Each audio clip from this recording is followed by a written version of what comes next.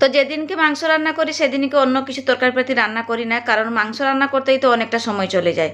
তো যাই হোক, গরম গরম ভাতের পাশে যদি এক বাটি মতো লাল লাল বড় বড় আলু দিয়ে খাসির মাংসের ঝোল থাকে তাহলে আমার মনে হয় আর কিছুই লাগে না, এই দিয়ে পুরো ভাতটাই খাওয়া হয়ে যায়। তো আজকে রাতের খাবারে বানিয়েছিলাম বড় বড় আলু দিয়ে খাসি মাংসের লাল লাল ঝোল, সেই দিয়ে ভাত খাওয়া হয়েছিল। কি যে শান্তি, কি আর বলবো।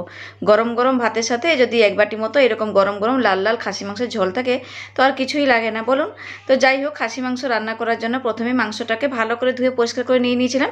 এরপরে মাংস রান্না করার জন্য যা যা মশলাপাতি লাগে সমস্ত কিছু কেটে কুটে গুছিয়ে নিয়ে নিয়েছি। তবে পেঁয়াজটা কাটিনি, পেঁয়াজটা শুধু খোসা ছাড়িয়ে ধুয়ে রেখেছি, পরে কেটে নেবো। তো খাসি মাংস রান্না করতে গেলে না বেশি কিছু মশলাপাতির প্রয়োজন হয় না, সামান্য কিছু মশলাপাতি হলেই কিন্তু এই রান্নাটা কমপ্লিট হয়ে যায়। তো যাই হোক, কয়েকটা শুকনো লঙ্কা অল্প একটুখানি উষ্ণ গরম জল দিয়ে ভিজিয়ে রাখলাম।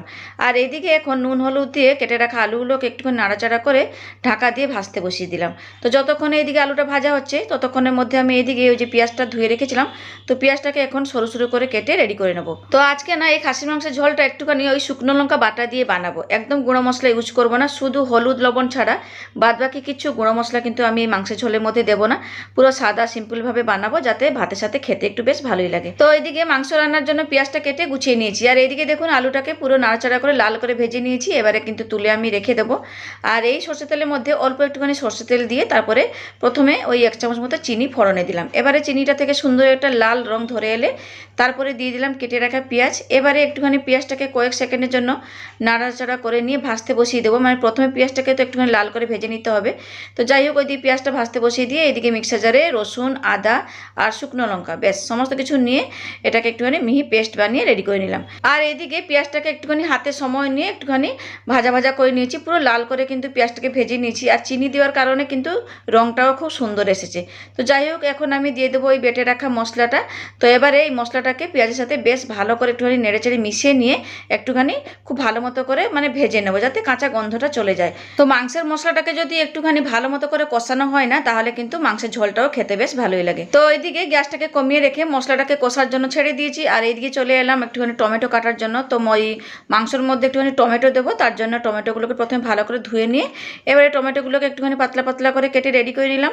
আর এইদিকে দেখুন তেল ছাড়া অবধি মশলাটাকে খুব সুন্দরভাবে কষিয়ে নিয়েছি। তো এবারে আমি এই মশলার মধ্যে দিয়ে দেবো কয়েকটা তেজপাতা ছিঁড়ে দিয়ে দিলাম, কারণ তেজপাতাটা প্রথমে দিতে হতো তো ভুলেই গেছিলাম। তো এখন হঠাৎ করে মনে পড়ে গেছে যে তেজপাতা তো দেওয়া হয়নি, তার জন্য কয়েকটা তেজপাতা একটুখানি ভালো করে ধুয়ে নিয়ে ছিঁড়ে দিয়ে দিয়েছি মশলার মধ্যে। এবারে একটুখানি নাড়াচাড়া করে মিশিয়ে নিয়ে তারপরে দিয়ে দিলাম কেটে রাখা টমেটো, পরিমাণ মতো নুন আর হলুদে গুঁড়ো। বেশ, এবারে একটুখানি হাতে সময় নিয়ে মশলাটাকে পুরো তেল ছাড়া অবধি খুব সুন্দরভাবে কষিয়ে নেবো। তো এই যে দেখুন মশলাটা থেকে খুব সুন্দরভাবে তেলটা ছেড়ে দিয়েছে। এবারে আমি দিয়ে দিলাম ধুয়ে পরিষ্কার করে রাখা খাসির মাংস। তো এবারে কি করবো না, এই মশলার সাথে মাংসটাকে খুব ভালো মতো করে মিশিয়ে নিয়ে ভালো মতো করে কষতে থাকবো। এখানে কিন্তু মাংসটাকে খুব ভালো মতো করে কষতে হবে। আমি কিন্তু ঢাকা দিয়ে দিয়ে মাংসটাকে খুব সুন্দরভাবে কষিয়ে নিচ্ছিলাম।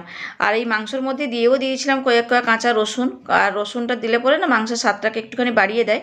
তাই কয়েক রসুন দিয়ে ভালো করে নাড়াচাড়া করে নিয়ে ঢাকা দিয়ে দিয়ে মাংসটাকে খুব ভালো মতো করে কষিয়ে নিয়েছিলাম।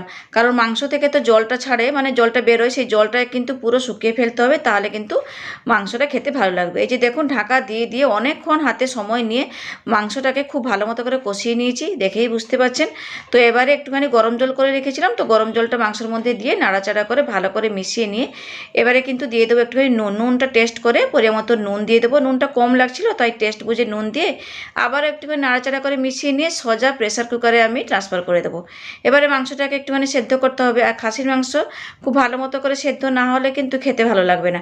তাই যাই হোক, প্রথমে এই প্রেসার কুকারে 5 থেকে 6টা মতো সিটি দিয়ে মাংসটাকে একটুখানি হাফ সেদ্ধ করে নেওয়ার পরে না ঢাকাটা খুলে নিয়েছিলাম। দেখুন একটুখানি নাড়াচাড়া করে মিশিয়ে নিচ্ছি। এবারে কিন্তু দিয়ে দেবো ভেজে রাখা আলুটা দিয়ে আবার একটুখানি 2টো মতো সিটি দেবো, তাহলে কিন্তু মাংস রান্না পুরোপুরি কমপ্লিট হবে। তো যাই হোক, ভেজে রাখা আলুগুলোকে মাংসের মধ্যে দিয়ে দেওয়ার পরে একটুখানি নাড়াচাড়া করে মিশিয়ে নিয়ে তারপরে আমি ঢাকা লাগিয়ে 2টো সিটি দিয়েছিলাম, কারণ চন্দ্রমুখী আলু তো গলে যাবে, তাই 2টো সিটি দিয়ে রান্না করে নিয়েছিলাম। তারপরে কিছুক্ষণের জন্য একটু রেখে দিয়েছিলাম ঢাকাটা খুলে, তারপরে আমি দিয়ে দিয়েছিলাম ঘি আর গরম মশলা গুঁড়ো। ব্যাস, একটুখানি নেড়েচেড়ে মিশিয়ে নিয়ে ঢেলে নিয়েছি গামলার মধ্যে। দেখেই বুঝতে পারছেন কি সুন্দর হয়েছে কিন্তু আলু দিয়ে পাতলা করে খাসি মাংসের ঝোল, দারুণ হয়েছিল কিন্তু খেতে।